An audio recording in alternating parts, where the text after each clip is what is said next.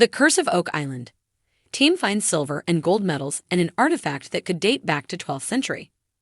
This week on The Curse of Oak Island, the guys found multiple artifacts that featured precious metals such as silver and gold, and they found another item that could date back to the 12th century. Also, this week, a researcher into Freemasons and symbols asked the guys if he could search the island for the Ark of the Covenant.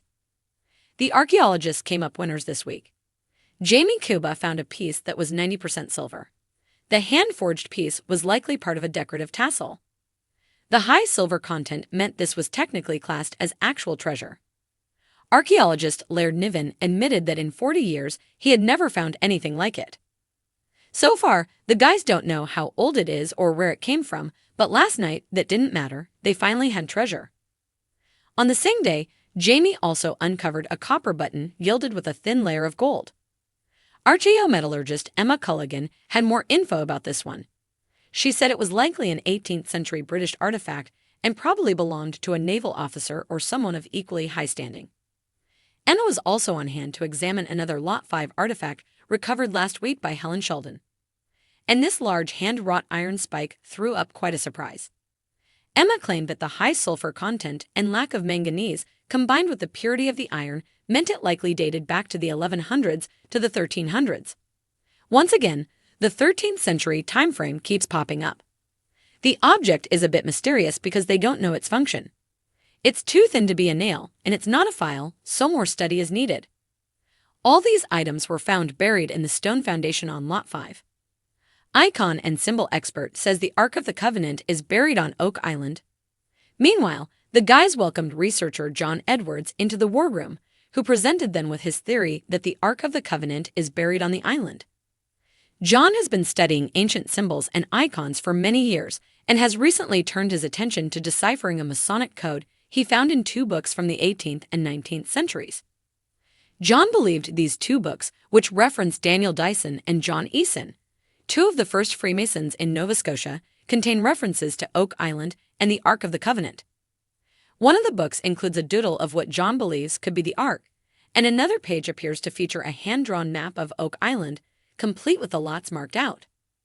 The researcher also said that Nolan's cross is likely only one part of the Tree of Life, a Jewish and Christian symbol referenced in Genesis and other Bible books.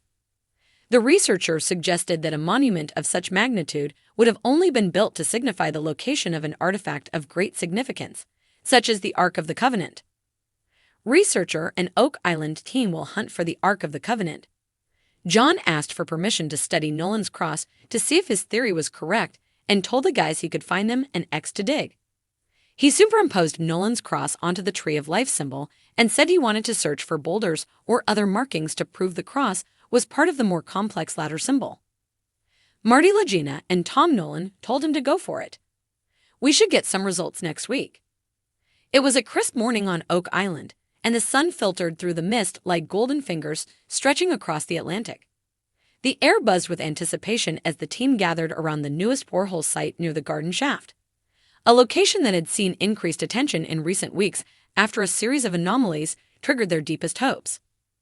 Rick Lagina stood with arms folded, his eyes fixed on the excavation rig. Beside him, his brother Marty checked the monitor readings, while metal detection expert Gary Drayton paced back and forth like a bloodhound catching a scent. They were in the zone, hungry, hopeful, and maybe, just maybe, on the brink of one of their most historic finds. As the drill bit churned through the layers of soil and stone, it suddenly struck something solid, but not natural. There was a sharp metallic clang followed by a grinding resistance. Everyone tensed. It wasn't just wood. It wasn't just rock. This was different. "Stop the drill," Marty barked. "Let's see what we've got." A tube of core sample was carefully extracted and laid onto the table under the team's tent. Craig Tester and Charles Barkhouse leaned in, brushing away the sediment to reveal the contents. What they uncovered stopped them cold.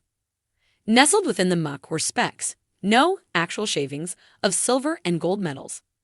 The glint of precious metal sent waves of excitement through the team. They had found traces of treasure before, but nothing quite like this. These weren't merely surface-level remnants. These were embedded in layers consistent with deposits from the 15th to 17th Gary exclaimed, "That's not just random debris. That's processed metal, mate. Someone brought this here with purpose." Dr. Ian Spooner was called in to analyze the soil composition surrounding the sample. After a few quick tests, his face lit up. "The signature here suggests long-term burial of precious metals," he said. "These aren't natural inclusions. This silver and gold were once part of something bigger, possibly coins or a crafted item." The energy around the dig site was palpable. But that was just the beginning. Later that afternoon, as they prepared to dig further, Billy Burhart's excavator unearthed something even more intriguing. Wedged into a narrow crevice along the shaft wall was a small object, encased in hardened clay, but with a distinct geometric shape. Carefully, they removed the artifact and began to clean it. As the dirt flaked away, it revealed a medallion-like object about the size of a silver dollar. Inscribed upon it were unfamiliar glyphs and what appeared to be a crest of some kind, perhaps a lion or griffin, bordered with Archaic letters no one could immediately decipher. Alex Labuna's eyes widened. This could be European, maybe even Portuguese or Templar-era French. Charles Barkhouse, always the historian of the group, nodded thoughtfully. There are similarities to Templar iconography. The crossed swords, the circular design, it's not inconceivable. We've seen related motifs in Portugal and the south of France. They rushed the artifact to their interpretive center, where Laird Niven and an outside historical consultant began the analysis. After comparing it with known relics and using spectrographic analysis, the team determined that the artifact likely dated back to the early 1300s. "This could be one of the oldest man-made items ever pulled from the Money Pit area," Rick murmured. "And it could mean the legends are more fact than fiction." The combination of precious metal traces and an artifact of such potential age immediately fueled debate among the team. Was this definitive proof of the fabled treasure, possibly the long-suspected Templar catch? Could this medallion have been part of a ceremonial deposit, meant to mark or protect something greater below? Dr. Spooner offered a more technical interpretation. "If we analyze the elemental breakdown around where this artifact was found and compare it to other areas where we've found gold and silver concentrations, we might be able to triangulate a central deposit point. It's possible we're dealing with a container or chamber nearby that holds the actual hoard." The team reconvened in the war room later that evening, poring over maps, sonar scans, and historical overlays. Marty, ever the pragmatist, was cautiously optimistic. "We've found exciting things before, but now we have a convergence, a location with historical metal traces and an artifact. This may be the real deal." They decided to expand the dig in all directions, focusing on a 30-foot perimeter around the discovery site. Plans were drawn up to bring in ground-penetrating radar, advanced metal detection grids, and a water displacement system to handle the difficult terrain. Meanwhile, Gary and Jack Begley took to the nearby swamp area, chasing another theory that the artifact might have been moved downstream from a shipwreck or offshore catch. Within hours, they found another anomaly, a wooden beam protruding at an odd angle, buried deep beneath the peat.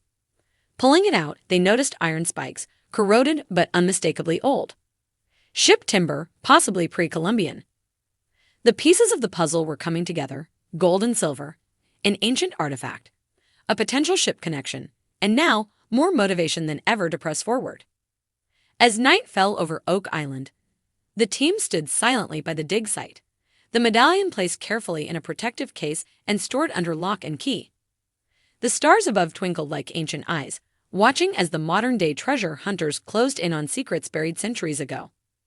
Rick, ever the romantic of the group, looked up and whispered, "We're not chasing shadows anymore. We're uncovering truth." And as the waves lapped quietly on the shore, Oak Island kept its silence. But perhaps, just perhaps, not for much longer. Ask ChatGPT.